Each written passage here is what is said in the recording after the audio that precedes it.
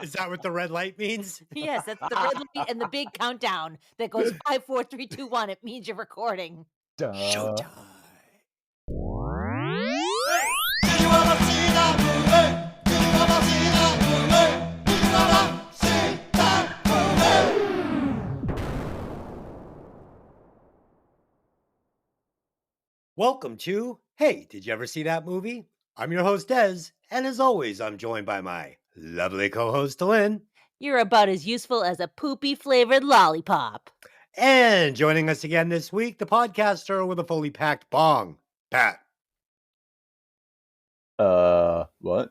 Okay. This week, we will be reviewing the 2004 comedy Dodgeball, written and directed by Ronson Marshall Thurber, starring Vince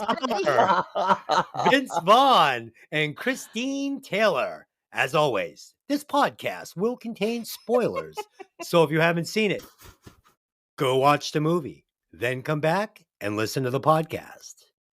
And now it's time for Disasterpiece Theater. So sit back and enjoy the show. Welcome to Disasterpiece Theater, where me and my two co-hosts will act out one scene from the movie that we are reviewing for you this evening. So please, sit back, grab some popcorn, and enjoy the show. Quiet on the set. Camera speed. Sound production, take one. Who is it? It's White. What are you doing here? How do you know where I live? It's called the Freedom of Information Act. Okay. The hippies finally got something right. Just kidding, but not really. Hey, I got some great news. What is it? You're fired. I'm here to begin my courtship of you. You fired me so I date you? Yeah, huh? You're a crazy little man. Come on, Kate. I know you've been hiding some feelings for me. Yeah, nausea. And if you don't get off my porch in 2 seconds, you're gonna know exactly how that feels. Woohoo! You like it freaky. Freaky stuff, huh? You need some help leaving, White? This doesn't concern you, LaFleur. Not nearly as much as your hair does, that's for sure. But I believe she asked you to leave. I get it. You've caught the scent of a lesser stag in your nostrils. Pity. I'll let you have your little moment, LaFleur. Because after this tournament, your gym, your life, and your gal are all going to be mine. To be continued. Ow! You don't get to touch me. Ever. Okay, Romeo, let me help you up. Get off me! You don't touch me! It's over between us, Kate! Nobody makes me bleed my own blood! Nobody!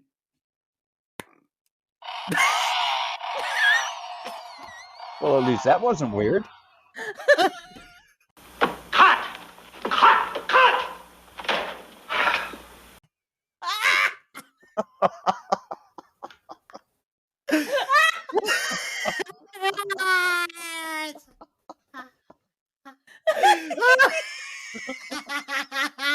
Okay, You- stop.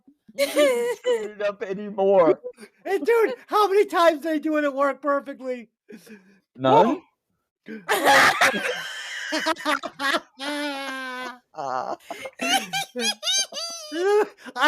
Seriously, I had that shit fucking wired at work perfectly. And when Okay. the pressure's on, you fold like a cheap card table. Let me tell you what, he didn't do it right, not even once in the house, and he kept doing it over and over again. I was like, that's not the line. That And is every such time he did bullshit. it wrong, it just stayed wrong. Yes. That's bullshit. Did you even bother trying to read it from the script? That's what screwed me up, was the script. Oh, Wow. Because God. everything I read, you said wrong. It's called the Freedom of Information. See, you couldn't even get it right this It's called the time. Freedom of Information. Holy shit. Okay, all right. All right. All right. So this is the part of the show where we vote on the Oscar, on which one of us is going to get the Oscar for the evening for best performance. So, Delyn, who are you giving the Oscar to this evening? I'm giving it to myself. Okay. Pat, who are you giving the Oscar to this evening? Well, I'm giving it to myself. Okay, so it looks like I am Chuck Norris. I am the one that's going to break the tie. And I am giving it to myself as the part of White. So that's it. I get the Oscar. I want to thank God and all my fans. Thank you. Okay. God help us. Okay. And now it is time for Dez's 4 and 1 fun and 1 fake facts, where it will be up to my 2 co-hosts to figure out which fact is total bullshit. Okay, fact number 1. Justin Long's eyebrow was actually cut open by the first wrench thrown at him by Patch's old man. Number 2. The original title of this movie was actually just Underdog. Number 3. The tournament referee, Al Kaplan, was actually a referee on American Gladiators. Number 4. Ben Stiller and Vince Vaughn trained with Yato Lee, the captain of the winningest professional dodgeball team in history at the time of the filming of this movie. Number 5. The painting on White's office wall was actually a famous painting titled Taurus the Bull, with Ben Stiller's face photoshopped over it. Pat, which of the 5 facts do you think is total bullshit? Geez, I'm torn between 2 and 4, but I'm going Okay. to go with 4. Okay, and Delyn, which fact do you think is total bullshit? I'm going to go with number 1, Justin Long's eyebrow. Okay, Justin Long's eyebrow was indeed split open by the first wrench thrown, though they were rubber wrenches. That one was a little bit heavy, and it busted his eye wide open. Pat, let's all give him a round of applause. Woohoo! Yato Lee is not a real person, and there is no winning his professional dodgeball team because it's a fake sport. Okay. With a box office budget of $20 million and a gross box office with a budget of $20 million and a gross box office of $168 million, this was a smash hit. Delyn, will you please give us a synopsis? Average Joe's. Here we go. Yeah, it's rubbing off on me from him. Hey, do you think we should do the scene again? Because I think I can get that way better. No. Oh, please no. Please, Okay. please no. Okay. All right. Average Joe's Gym and its owner, Peter LaFleur, are both down on their luck. A fancy competing gym called Globo Gym, run by the oh my God. Wow. Yo, banana in the tailpipe. Yeah. Yep. So Globo Gym, run by the maniacal health nut White Goodman, is about to put Average Joe's out of business unless Peter can raise $50,000 to keep his mortgage. To save the gym, Peter and a ragtag group of Joe's members and employees enter a dodgeball contest to win a big cash prize. In response, White forms his own Globo Gym team to crush the competition. Outstanding. Yes. Okay. No grundle. Let's get it started. Oh yeah, you ready to Would jump someone- right into okay, it? On that note, would someone please tell me what no grundling means? Des doesn't know. I already asked him once. I don't know. I don't know, but I think that dog has grundled Peter on more than one occasion because he's got a name for it. I wonder if Google would know. I'm not grundling. I'm not googling. You're grundling me later. No, I'm not. I am not going to Google that because then you get all sorts of wacky shit. I'm all Ooh. set. You're a little tickle machine. I Oh, did not God. need to hear that. Oh, Mm. shit. Oh my God. So, All right. Delyn was explaining to me what the unicorn is. She's saying a unicorn is when a couple looks for another third person to come in, like just to do sexual favors and like no strings attached. So I said, "Are we looking for a unicorn?" She goes, "Yeah, she's coming in to wash your underwear." Oh, You're a skid mark on the underwear of life. I'm a skid mark on the underwear of my wife. What? Okay. That was so bad. That was so bad. Makes sense. Okay. Oh, that was horrifying. All right, here we go, kids. Our movie starts with Globo Gym commercial starring White Goodman, played by Ben Stiller. His brilliant sales tactic is to make people feel bad about themselves, so they'll go to his overpolished gym to look better. In comparison, Peter LaFleur, played by Vince Vaughn, is living in a rundown house with a stack of overdue bills and shut-off notices. His business, Average Joe's Gym, is in the shadow of Globo Gym, literally. Inside it is much more earthly than Globo, and his customers are much more normal folk than the supermodels over at Globo. Dwight, played by Chris Williams, and Owen, played by Joel David Moore, work there, while Gordon, played by Stephen Root, and Steve the Pirate, played by Alan Tudyk, as well as Justin, played by Justin Long, all work out there. When he gets into his office, he finds Kate Veach, played by Christine Taylor, waiting for him. She's a lawyer that works for the bank and informs him that his gym is in foreclosure and he has 30 days to come up with $50,000. So, Pat, that sets us all up pretty good for all of the people that are involved in this movie. Yeah, pretty much. And there's just a ton of them. Ton of them. And I'm sitting there trying to remember. I couldn't remember. When I saw Steve the Pirate. Yes. I couldn't remember. I knew his face. Mm-hmm. And as Des knows, I'm usually pretty good at figuring this out. What he was in. And for the life of me, I couldn't come up with it. Did you figure it out? No. It's like. Well, he's been in a lot of things. He was definitely. What? Wings. Was he in Wings? Yeah. He was the other brother in Wings. Oh, I don't know. I don't know about that. That seems like it was a long time ago. Well, yeah, he was in Firefly.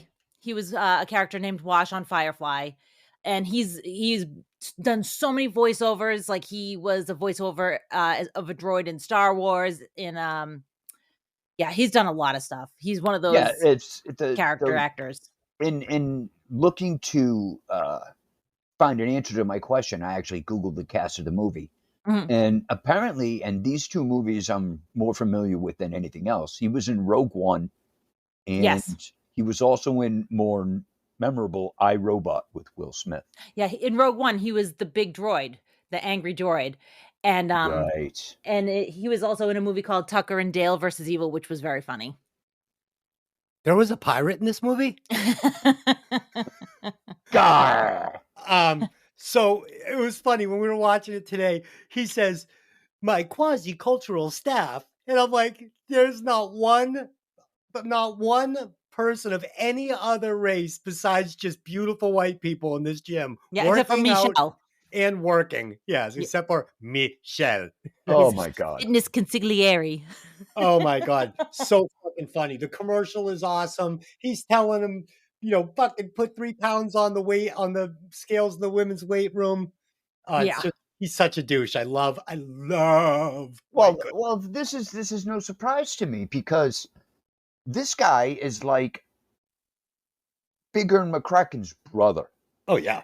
Do you have anything else to say before I move on? Actually, I made notes on this one because there was just way too many things to try and remember, even though I've watched it like a half dozen times since Wednesday. It's funny that everything, if you notice, there's too many things about White that are just so extremely over the top. He's got the Andy Gibb hair. Oh yeah. He's got the let me see. The blow up fucking thing on his crotch. The blow up crotch, yeah. But I'm trying to remember. Well, the best way I could put it to remind myself was he's got the Village People mustache. That's the best. The my handlebar God. mustache. and he's got the little like Fu Manchu under the bottom lip with it. Oh yeah. It's like, wow, this is really silly looking. I think he took as much ridiculous crap as he could and shoved it into one character just to make it as despicable, but like almost like laughable at the same time. Actually, despicable and laughable works perfectly because there's just nothing good about this guy. Everything about him is obnoxious. Yeah. I mean, I can't remember the way the line.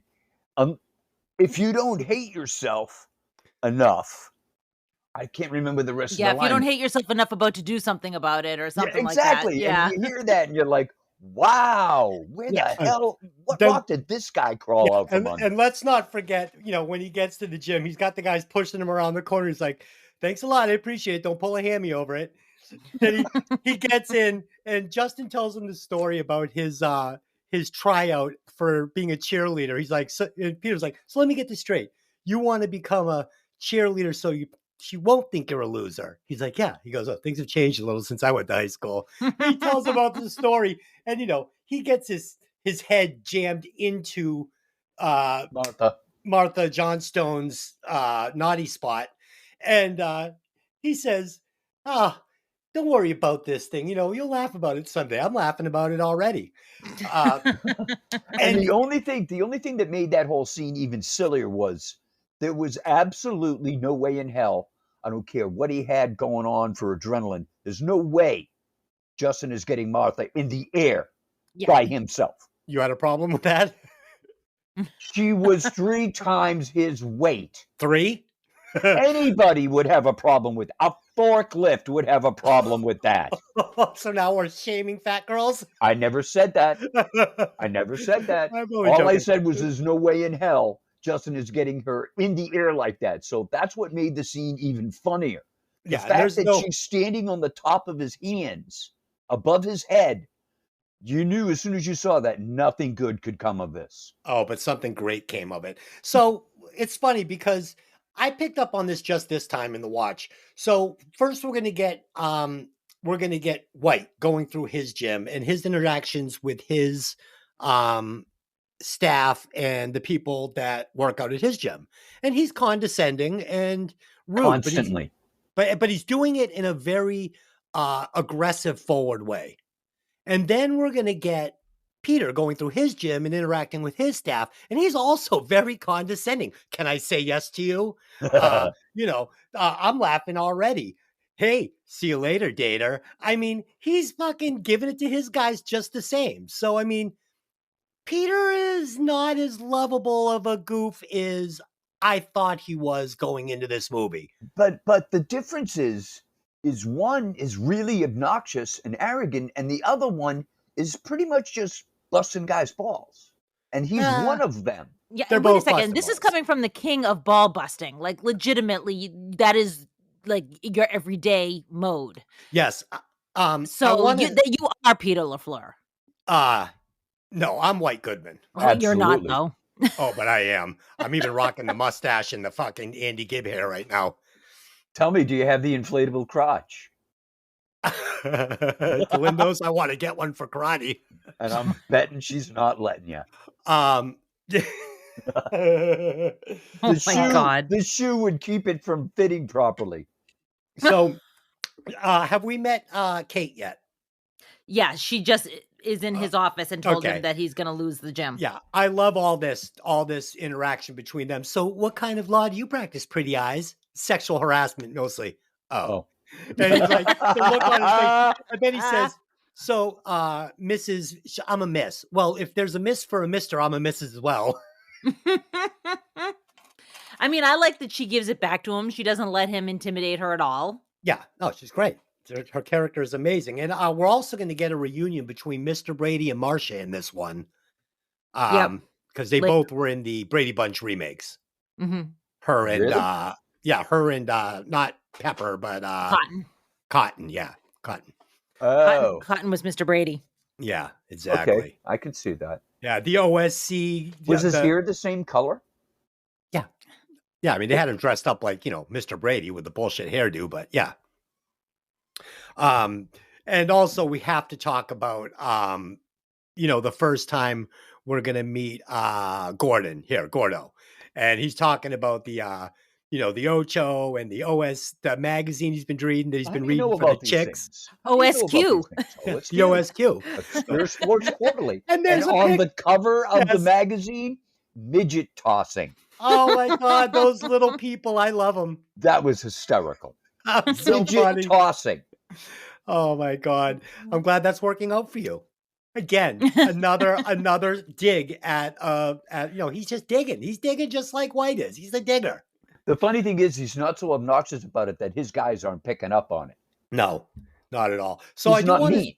No, he is, but his guys are stupid, so they're not picking up on it. I mean, see you later, dater. It works. So I do want to wait a minute. Right after he says there's somebody out there for everybody. Like he's encouraging him. He just gives everybody a little pepper back with it. See you later, dater. He's not What's wrong? dating. What is wrong with See You Later, Gator? Dater. Dater. Date her. See you later, Oh, Gator. It's been 2 okay. months. He hasn't dated anybody. He's not much of a dater. Okay, I did miss that because I thought he said gator as in, hey, check out that gator. No. Oh, yeah. Okay, that makes sense. Well, that's why I was confused. Okay, let's move on. Okay. All right. Peter pays a white to oh boy, it's gonna be one of those nights. Peter huh? pays a white. Peter pays a white. Peter Okay. pays the pickled peppers. Okay. Peter pays a visit to White across the street. Shout out to Jamal Duff, who plays Michelle, White's fitness consigliere. It's clear there's an air of animosity between them, between the pranks Peter's played and the fact that White has bought out the second mortgage on Average Joe's. White is looking to bulldoze Joe's to make a parking garage. The crew back at Joe's starts spitballing how to raise the money to try it, and they decide to try a car wash with pretty poor results. Gordon suggests they attempt to raise the money by participating in the Dodgeball tournament, which the grand prize is $50,000, and everyone agrees. Meanwhile, Kate arrives at Globo Gym. White has asked her over under the pretense of asking her how the acquisition of Joe's is going, but he's really trying to woo her in a really gross, cringy way. After she deflects his attempts, he tells her to keep an eye on what's going on over at Joe's because he knows they're up to something. So there's so much in this scene, Des, like the inflatable crotch, which you already talked about, but like the jumpsuit, the donut nipple zapping, and Kate throwing up in her mouth. Like, I mean, man. not only that, when Peter goes over to talk to him and he says, "Walk with me," and he shuts the door behind him right in Peter's face. I fucking love that scene. Yeah, it's fucking amazing. He's fucking touching the donut and zapping his nipples and tell her to come down in 30 seconds. He runs up the stairs and he pumps his cock up and then comes down reading the fucking dictionary. I like to get it break a mental sweat. I like to break a mental sweat as well. And I love it when he's like, "We should mate," and she's like, "What?" And he's like, "We should date," and she's like, in her mouth. Oh, yeah, I actually wrote a note. I said, I can understand how she feels about throwing up in her mouth a little bit when near White, because I pretty much felt that way every time he spoke. Yeah, I love when he's scooting up and he's kind of humping his crotch towards her. Oh, and she was terrified the whole time. Oh, God. The then when closer he's she like, got, the "I'm scared your she boss." looked. Yeah, and Yeah. he's going, "I'm your boss," and she's like, "No, I'm a lawyer and I'm subcontracted to the bank. You're not my boss." "Oh, but I'm your boss." Yeah, the She's bank like, works for me. The bank works for me. You work for the bank. So ipso facto, I'm your boss. Oh, God, that's so horrible. It's awful. I see. You don't like Horrible. the crap where you eat, huh? Oh God, just even his choice of words is just awful too. She's the Yeah, I fucking just threw best. up my mouth a little bit. She's the best. All right. So an instructional video is showing us how to play dodgeball. Here we meet Patches O'Houlihan, a dodgeball star. Young Patches is played by Hank Azaria and will be played later by Rip Torn. He explains all the rules of the game, including the 5 Ds of dodgeball: dodge, duck, dip, dive, and dodge.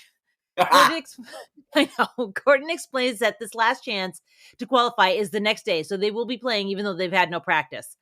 White, meanwhile, is watching all of the goings-on at Joe's through the cardboard cutout he sent over there and has no intentions of letting Joe's come up with the money to save the gym. Joe's attends the qualifier and realize they're playing against a troop of Girl Scouts. They get completely crushed by the troop, but win by default when Bernice gets drug tested and found positive for 3 steroids and a beaver tranquilizer. Low grade beaver tranquilizer. That is absolutely outrageous. I love it. I love when he meets Patches for the first time, and he tells him, so we got a dodgeball coach. Is he weird? The guy from the video? No, he's not weird. He's fine. He's weird for us, not weird for us. And it's Patches O'Houlihan. Oh, God. Hank Azaria is fantastic. And Oh, he did such a great yeah, job. great choice for Hey, young Patches. Jimmy, how would you like to take a break from that lead paint you got there and learn how to play dodgeball? Boy, would I. Jeepers, mister. You scared the jeepers out of me. Oh, God. That was so. And then they go a nice close up of the paint can. So Yeah. you could see lead-based acrylic. Yeah. Oh man, that was awesome. I think it was Fun. actually called Lead Shield. Lead shield. That's it. Lead shield. Fun fact, I used to work for a painting company in the Hingham area, and we would strip lead paint off historical houses in Hingham, and with these like these electric tools that would vaporize this lead paint. And it would be so hot in the summer, I wouldn't even wear a respirator. So I imagine I've probably breathed in a lot of lead paint, which probably will explain a lot of this. Yeah, actually it does. Explains a real lot. And when I was little, there was a summer where I was chipping red paint off the back of my grandfather's house in Chelmsford and eating it. And they actually were like, hey, stop eating the red paint off the back of the house. Wow, that Why do clears up. kids do that? Why would you even want to eat paint? That clears up so much. Yeah, I don't know. I just remember them saying, fucking knock it off. I just don't understand why kids want to eat paint. It doesn't make any sense to me. No, it doesn't. Yeah, it's good. Oh, moving on. Poor Bernice. Yeah. She's done. The Joes are celebrating their win, and Peter is trying to convince Kate to join their team. White crashes the party and shows off his new team, the Globo Gym Purple Cobras, including a bunch of guys with Azer names. And Fran Stanna's a bunch of syllables I can't manage to say. So she's a dodgeball champion in her country and is played by Missy Pyle. White pulled some strings to get his team in the tournament, and they will be in Vegas.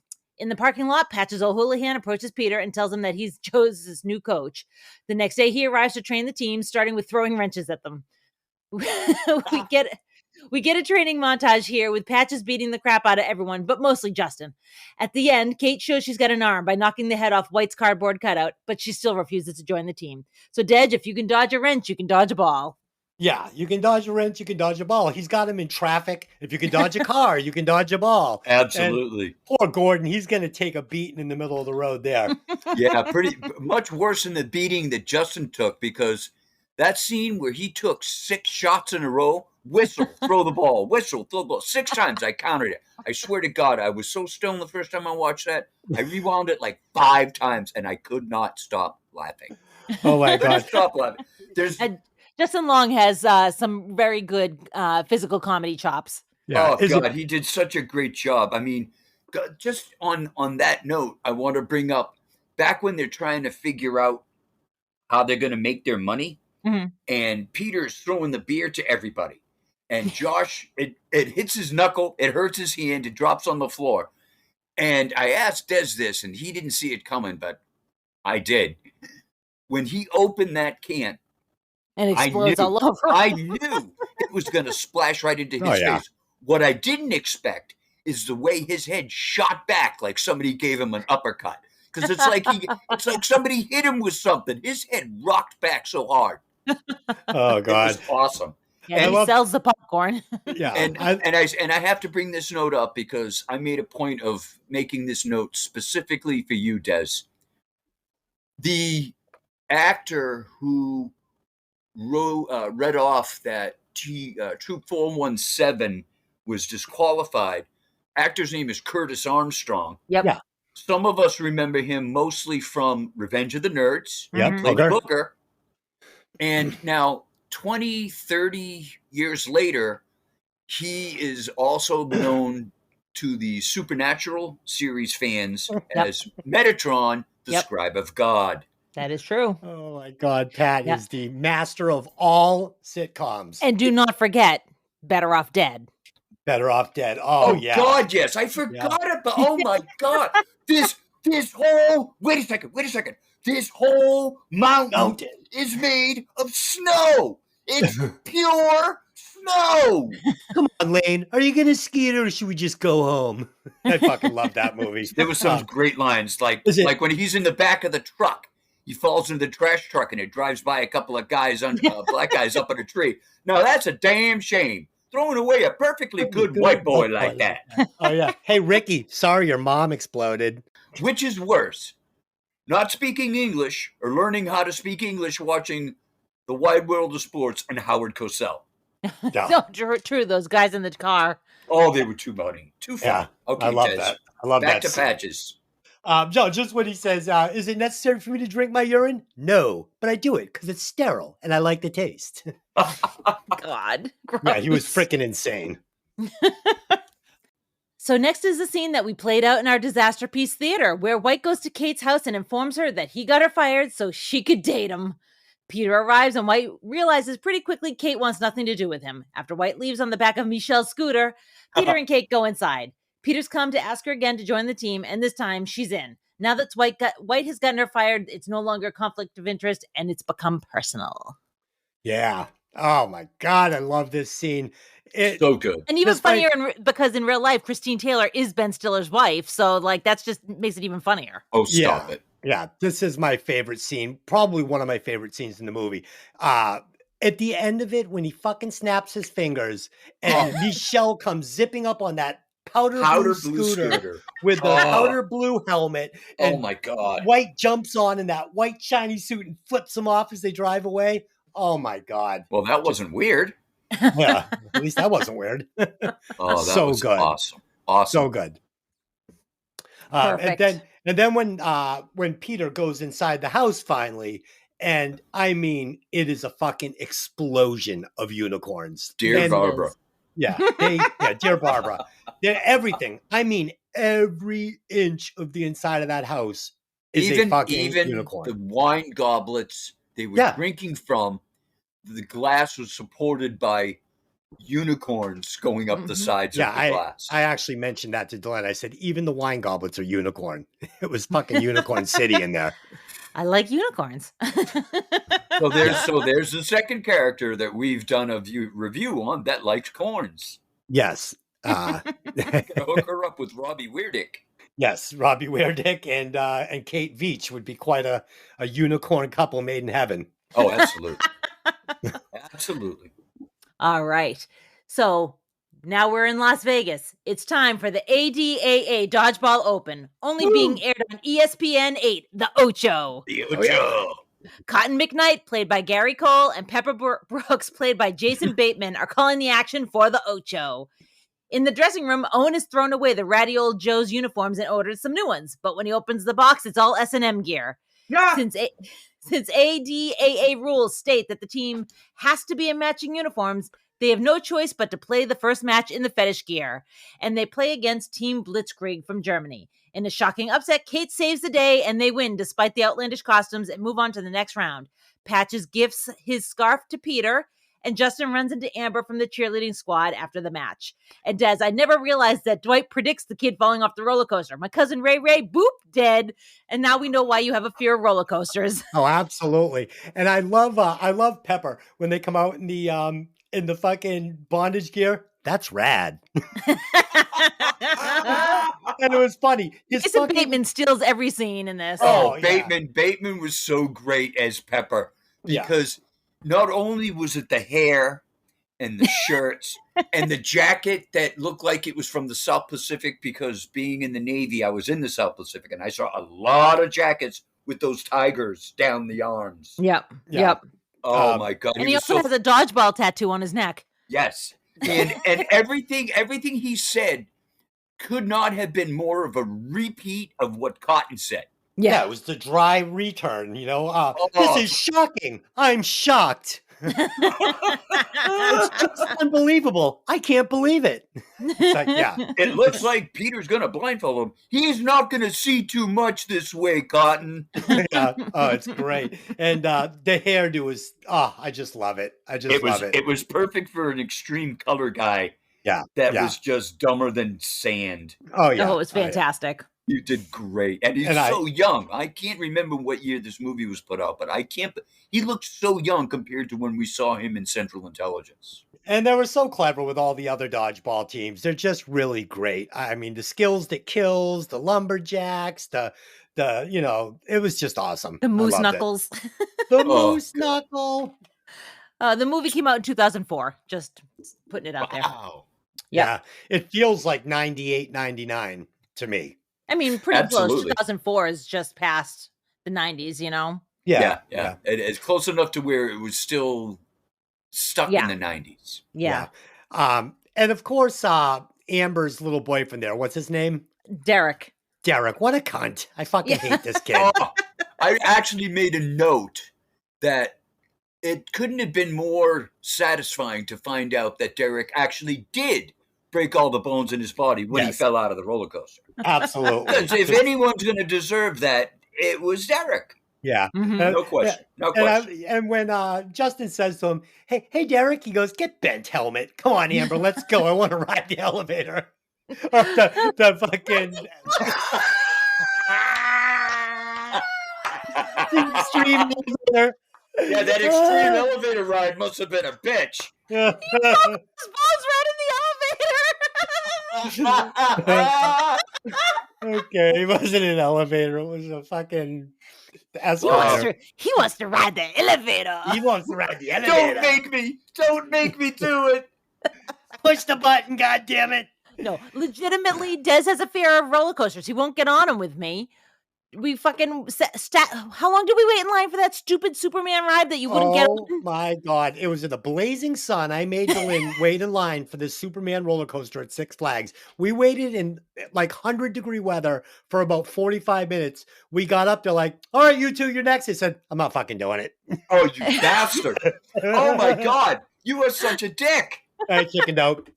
Fuck He that. chickened out at the last minute. He's like, people die on this thing, you know. Guess who didn't fall off the roller coaster and break every bone in his body? Happened to Ray Ray. Yeah, happened to Ray Ray. Dead. But I have been on lots of roller coasters. I mean, I used to go on the big rickety one down at Nantasket. I went on the Paragon Park. Yeah, I went, and actually that day we went to Six Flags. If you'll remember, we did go on the one with the Joker.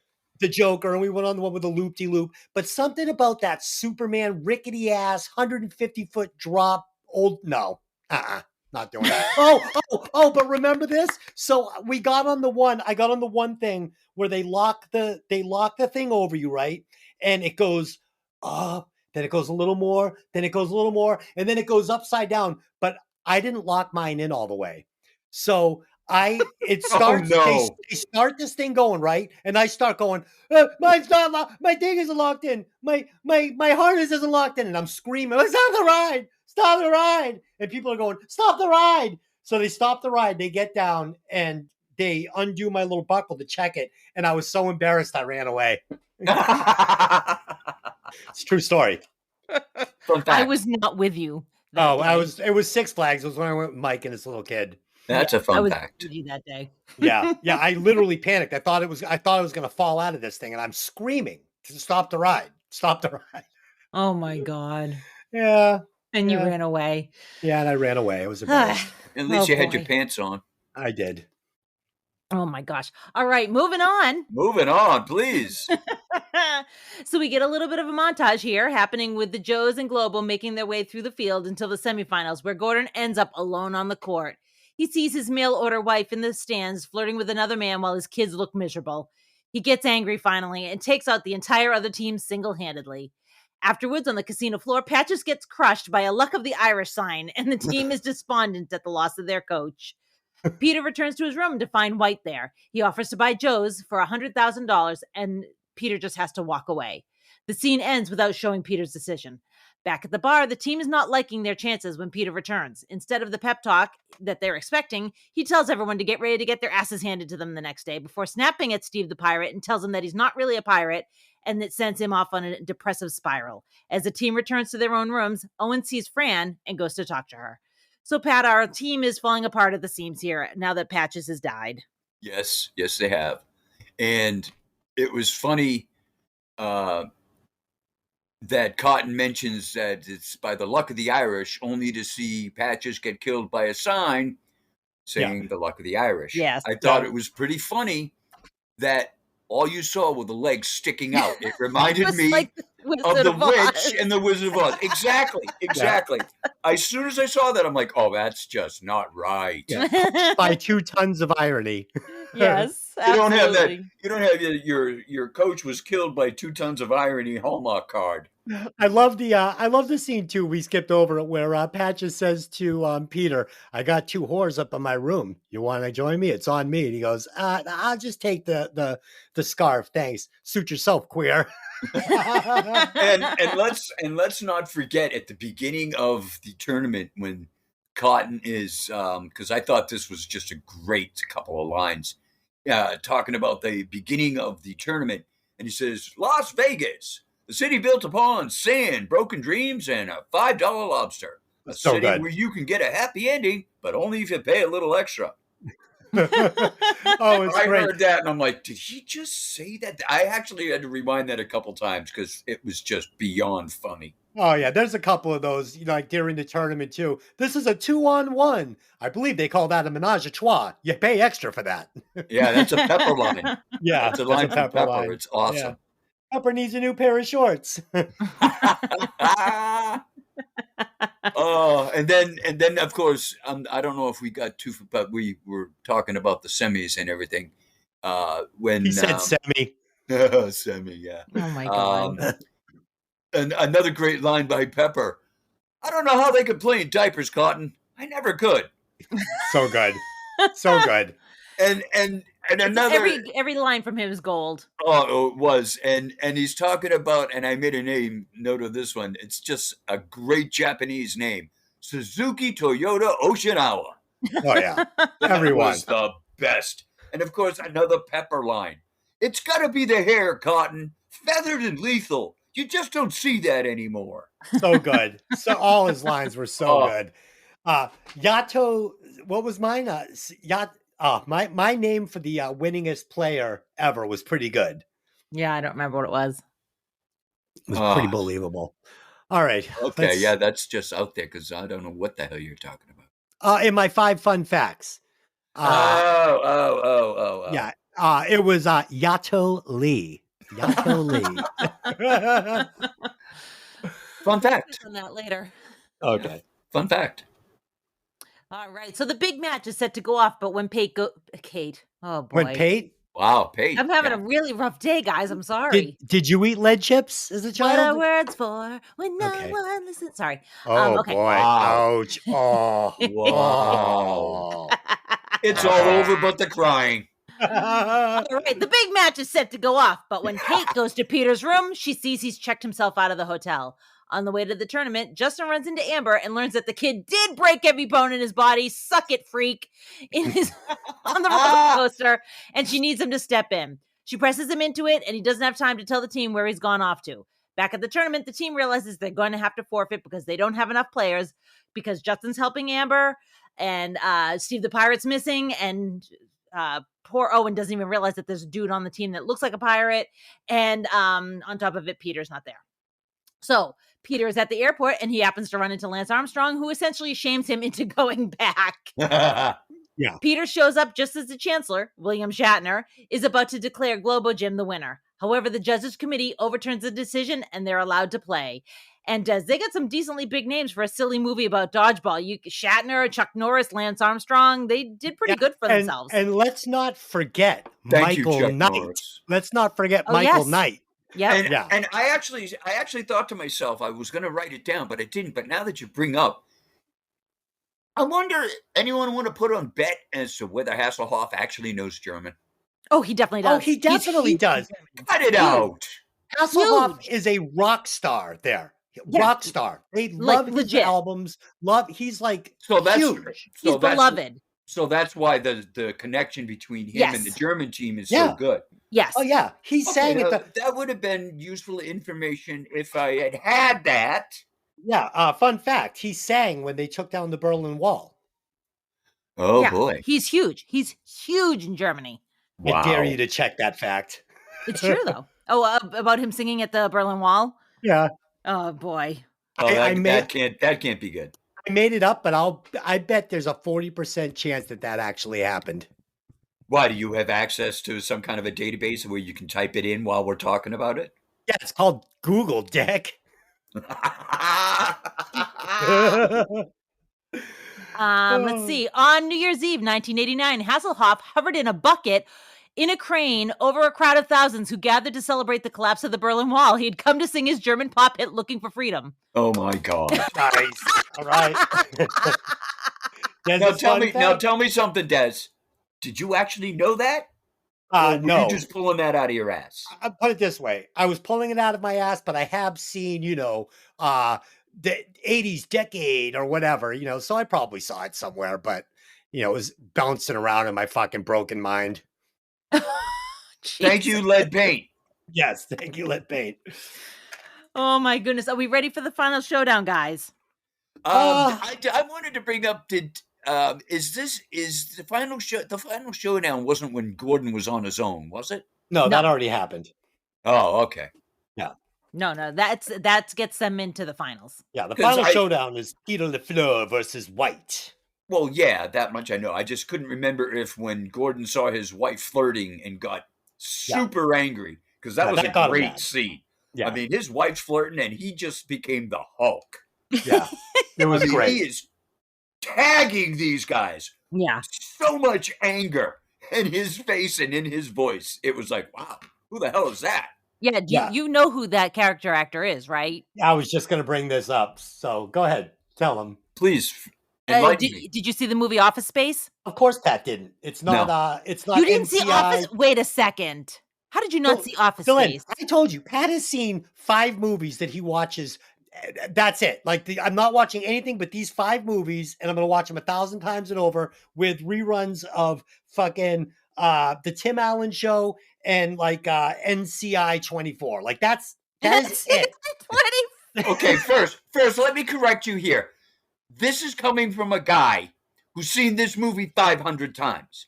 This is coming from a guy Who's who watched came Scorsese's Family 8,000 times. who came That's home not and true. watched Fletch for like 3 years Yes. after work. Okay, That's so true. you can't take anything he says with any kind of seriousness. I have have seen a rack of movies behind me, but we all know Yeah. I am not a big comedy fan. a Gotcha. VHS rack. Oh Wow. my gosh. Okay, well, anyways, so the character Gordon also plays a very, very notable character in the movie Office Space. He plays a guy named Milton. He loves his red stapler, and he's just freaking hysterical. And if you haven't seen Office Space, go and see it because it's a little dated now, but it's amazingly funny. I'll I have could to look for I it. could definitely burn this place down. I definitely burn this place down.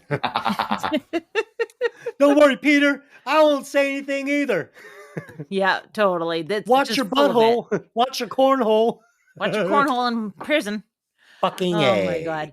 Yeah, and Lance Armstrong too, giving him the shame. Like, if I could beat testicular, brain, and lung cancer all at the same time and return to the Tour de France and win it 3 more times, I'm sure you have a good excuse. I wrote down, I had to listen to it a couple times. I wrote down 2 of the lines that were absolutely the best. Well, I guess if a person never quit when the going got tough, they'd have nothing to regret for the rest of their lives. Oh, it's great. And the other one, this one I liked even better when he said his goodbye. Good luck to you, Peter. I'm sure this decision won't haunt you forever. Oh, it was fucking. That it was classic. fantastic. Yeah, it was I really heard good. those 2 and I'm like, wow. Yeah, I'm a big fan. I've been watching you on the Ocho. I can't get enough of it. I can't get enough of it. Yeah, so good. Oh my So good. god. It's like when you watch one of these obscure sports things and you can't stop watching because it just you just get sucked in. You can't help it. So Yeah, I yeah. feel you, Lance. I feel you. It's funny. Back in the day, I used to watch Supercross on ESPN2, and The we Ocho? would.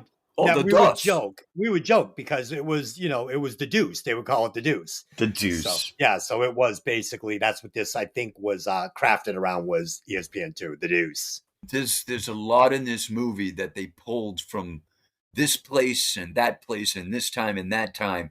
The movie was full of callbacks. Absolutely. Other things, other actors, other movies they were in. It's I mean, I didn't pick up on half of them, but the ones I did pick up on made me realize that that's what this movie was about. Yeah.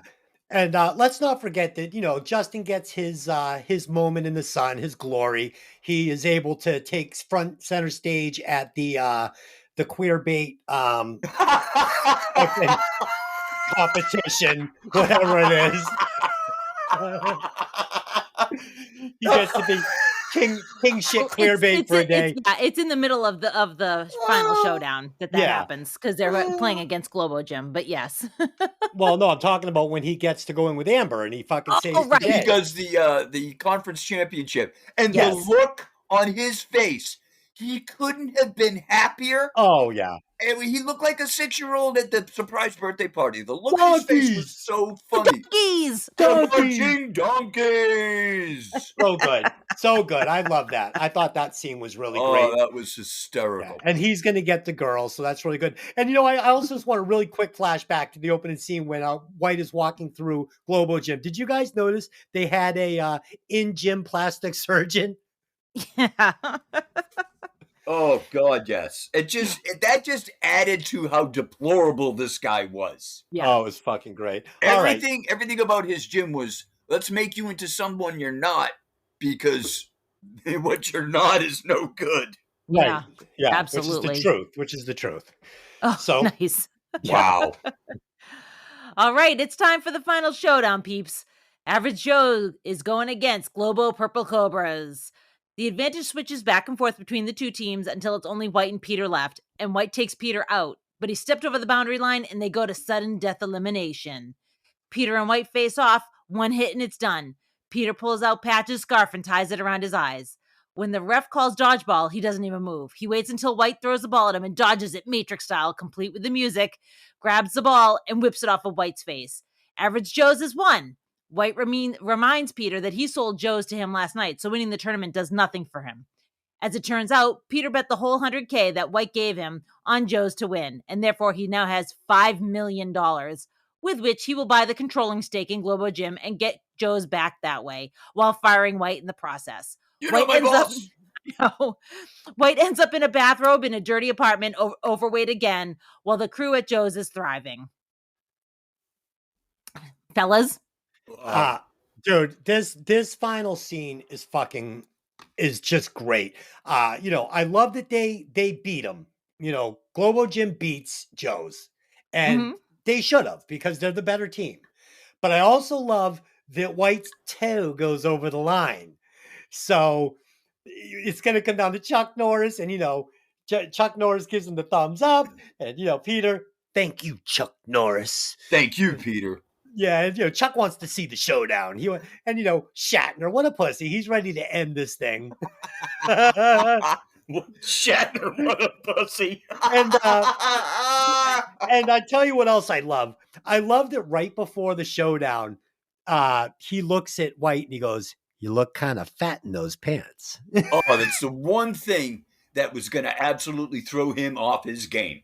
Yeah. And you can see it in his face, too. He was like, and then he's checking his ass as he's walking back to the line with his hands. Yeah. And then when Cotton says, well, it looks like Joe's has forfeited the final match, and they'll have to, they won't be able to play, and it's going to go to Globo Gym. And Pepper goes, "It's a bold strategy."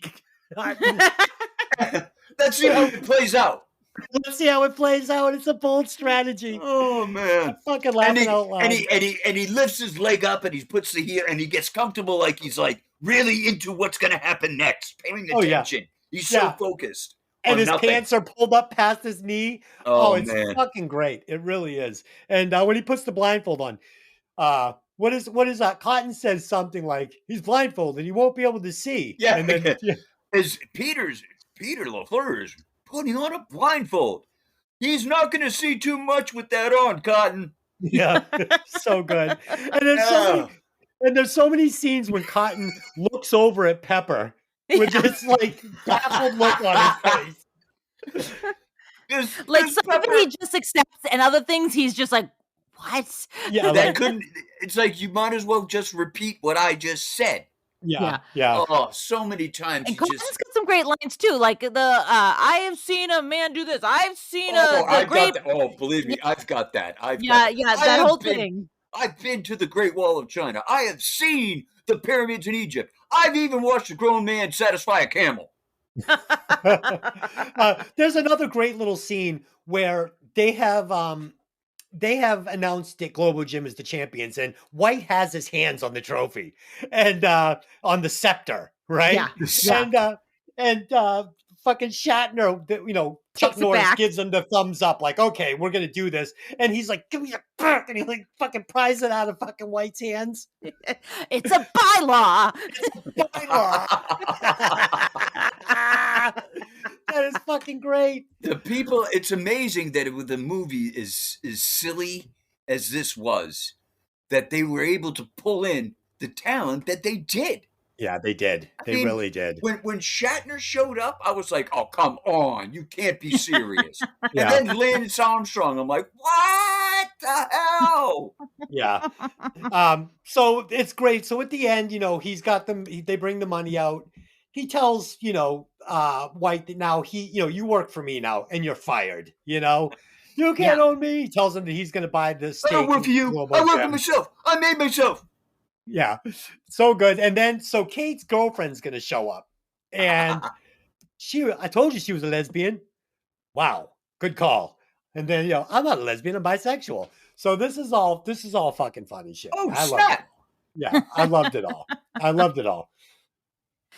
Yep, that's our movie, kids. And I during the movie, I came to think, and it was funny at the end when Dwight has the two twins, one on either arm. Up to that point, you'd think he was gay. Yeah. But apparently he wasn't.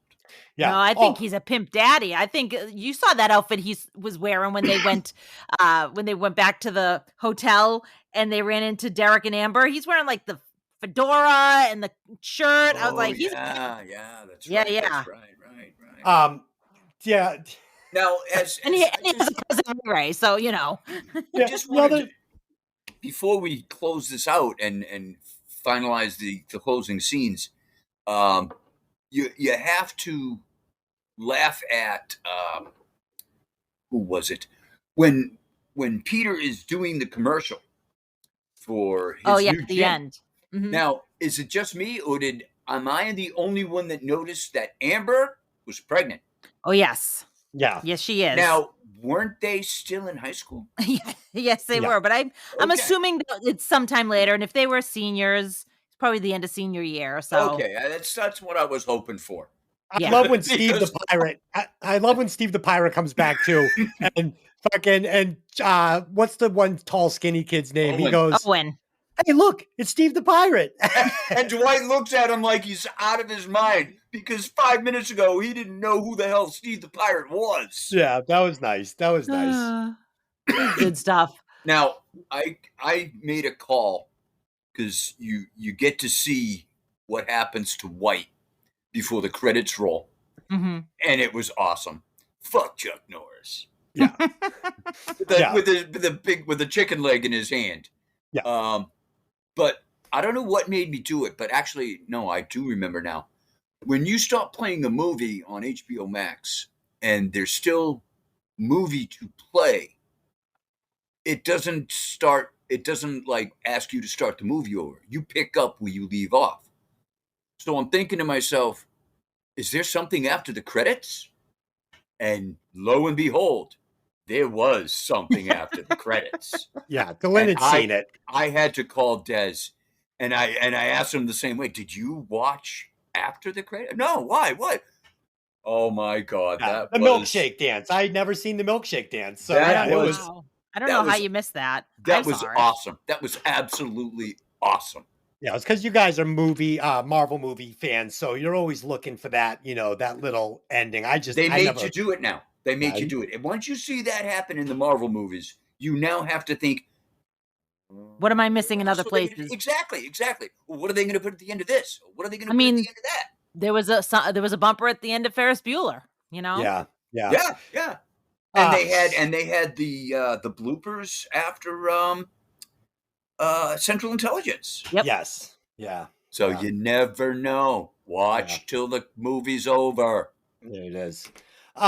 All right. So I want to say, first of all, I thought that Disasterpiece Theater was a smashing success. I had fun doing it. Whether you want to believe it or not, I had that White Goodman down. I had that shit down. Dude, I literally thought people were going to be like, Des, it was the greatest thing I ever heard. I have to give him props because as he was going over this over and over again, he had the voice really well and the exaggeration of it really well, but he just couldn't get the fucking lines right.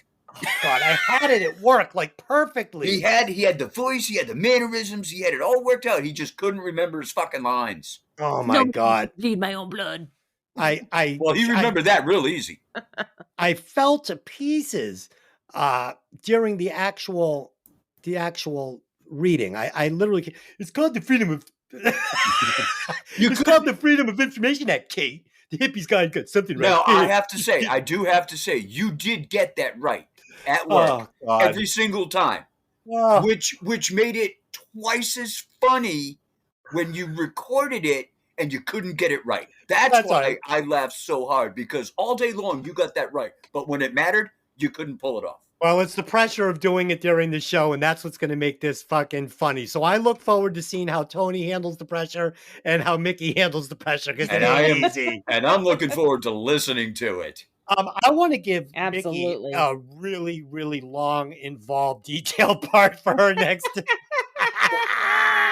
Oh, that should go over well. Oh, that's funny. All right, so we did it. So let's do our rewatch scores for Dodgeball. So Pat, what is your rewatch score for Dodgeball? There wasn't really anything I didn't like about the movie other than White Goodman. I'll give it a 4.5. No, actually, I'm going to give it 4 3/4. 4 3/4. Because you can't have an underdog story without a dickhead like White to make you the underdog. Endalyn, what is your rewatch score for Dodgeball? It's a 5. It's a 5. Yeah, it's a 5. And for me, it's a 5 too. And without White, this movie is not this movie. So gotta have White. Yeah, so this is where I'm bringing. I'd like to change my score. I want my rewatch score to reflect a 5.